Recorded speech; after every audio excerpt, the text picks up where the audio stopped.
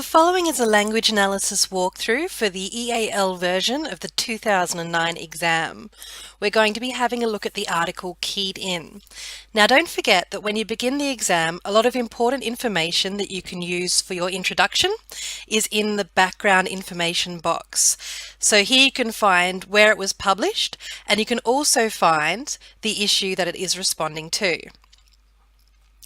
Now to begin with, we look at the fact that it is set as a blog, the journal article obviously being Control Alt. The title keyed in suggests that people are included and involved. And it also draws a parallel with technology because we've got, as you can see up here, the computer keys. So in a way, this is forming a pun and creating a dual message for the reader, one of being involved in something, and people would rather be involved than excluded, and particularly involved with technology. Now, the opening question, why are some people so afraid of digital technology, is kind of repeated at the end of that first paragraph. But what are they afraid of? By asking the question twice, it sort of suggests to the reader that this question is not yet answered. There is no answer to this. There is no reason why people should be afraid. Now, this is not a rhetorical question. It is an open-ended question. But again, that notion of repeating it means that it's a question that still needs to be answered, implying that there is no answer, there is no reason to be afraid. Have a look at the phrase some people. Now, this particular author, Voxy, which is their online alias, tends to repeat expressions like some people and other people. So this seeks to create an us and them mentality, us being the people who are excited about technology and them being the people who are afraid of it. By creating an us and them way of writing, readers would prefer to be included in the us group and therefore support the use of technology. This is also complemented by the juxtaposing of the first and second paragraph. So when we juxtapose, it means to position two things next to each other in order to create a contrast. What we're contrasting here is a paragraph that talks about being fearful of technology and a paragraph that talks about being excited. When we look at these two paragraphs, we would much rather be excited than fearful, therefore making it clear to the reader which side they should be on. Down here, we have a look at however you've all taken the first step.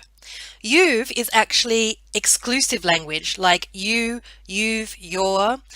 Rather than inclusive language, it directly targets the reader and makes it feel like this article is talking to them. And this phrase is, of course, congratulating them for using the internet and reassuring them that they do have the skills that it takes, so they shouldn't be fearful.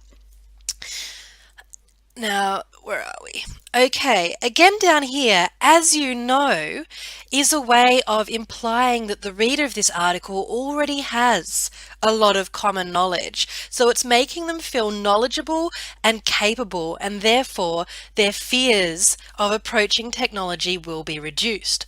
So we can start to get this sense at this stage of the article that the target audience here are people who perhaps are a little bit fearful or hesitant of technology, and Voxy is trying to encourage them to change that mindset. Now, she or he continues to strengthen their group of people who are excited by the repeated use of inclusive language, making them feel that yes, they together are the ones who have had their lives revolutionized and they should be excited about that. Repetition is a big part of Voxy's style. For example, you can see in this one paragraph, revolutionized is mentioned around 3 times and probably more throughout the article. That creates a lot of emphasis on one of her key reasons to be excited about technology, because it changes the world we live in for the better.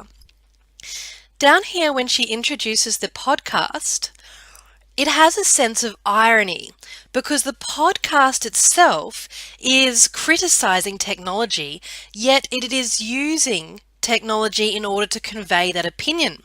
So this undermines the creator of the following message, because it's a bit hypocritical for them to criticize technology while using technology. So this takes away their credibility right from the beginning, making the reader realize that even those who argue against technology can't work without it.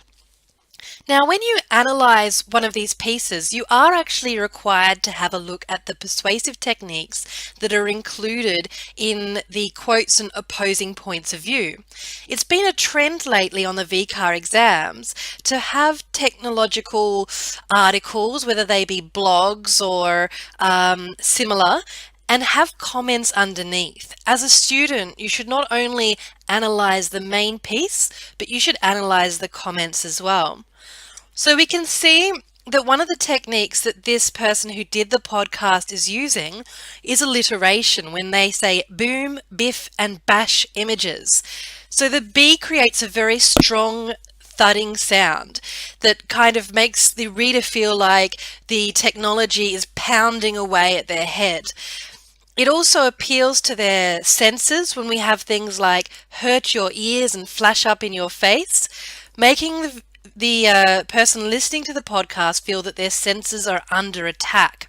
So the response to being under attack is, of course, to defend and protect yourself.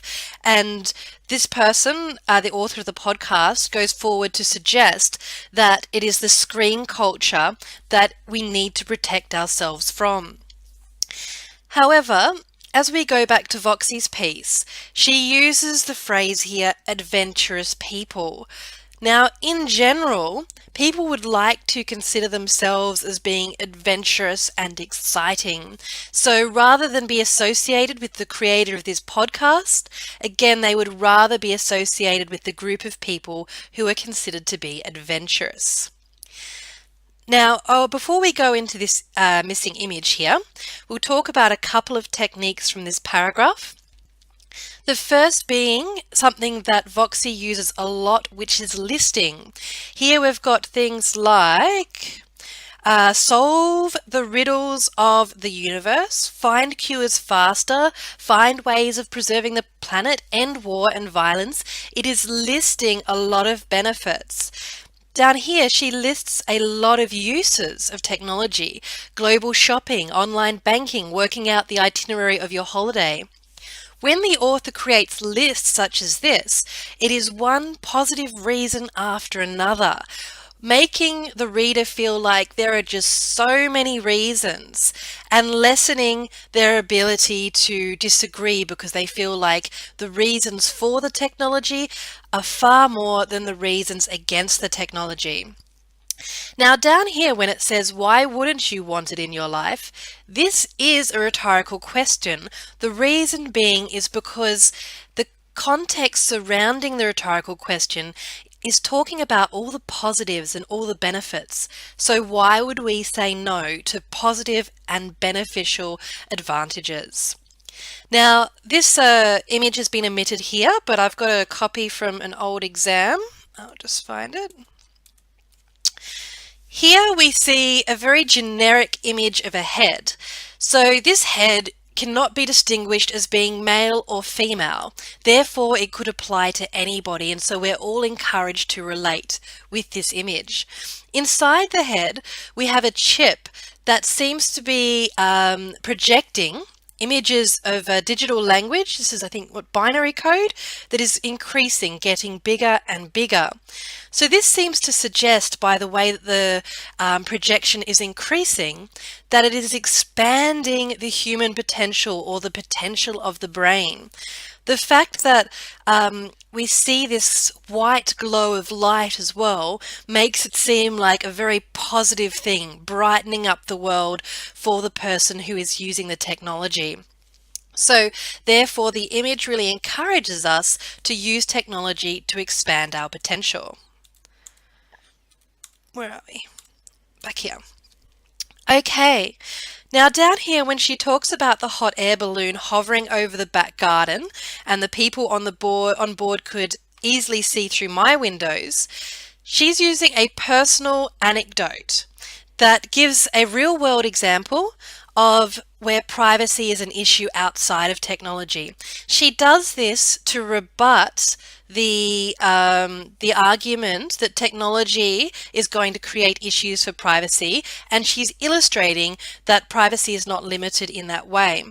So by having a personal example, she's not generalizing, she's not creating a hypothetical scenario.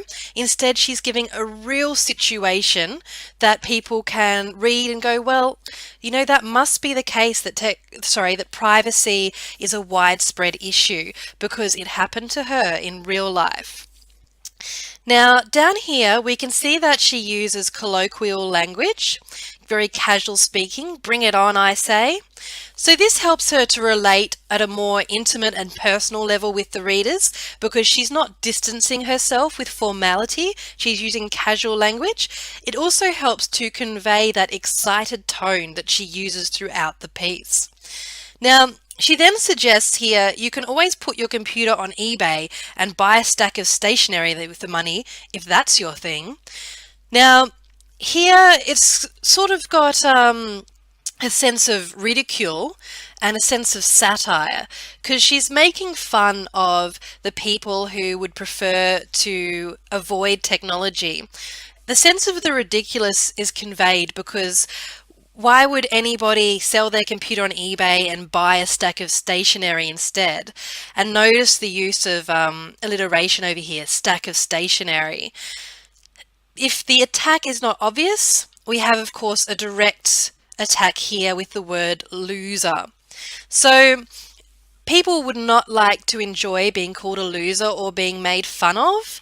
So therefore, they will see the ridiculousness in this notion and see that technology is a more logical thing to do. Now down here is a very personal testimony where she says, I like the look of it. Okay, so she's very clear about her stance with regards to this issue, and that assertive language and personal testimony can help to instill a sense of confidence in the reader because she believes in what she's talking about.